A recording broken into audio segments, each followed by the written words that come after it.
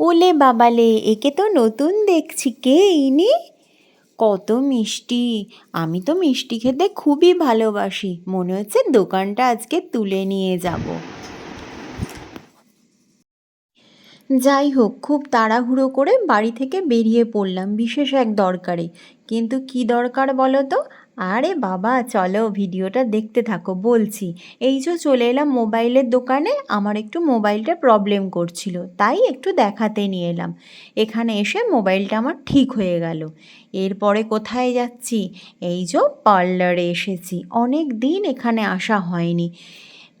এখানে এসে তো কি দেখছি বলতে? আরে, যে বিউটিশিয়ান সেই দেখছি এখন আইব্রো করছে। তো আমি কি করতে এলাম? আরে বাবা, আমি একটু হেয়ার কাট করতে এখানে এসেছি। আর এই যে এখানে এসে এই পুচকুটার সাথে আমার দেখা, বেশ ভালোই গল্প হচ্ছিল ওর সাথে।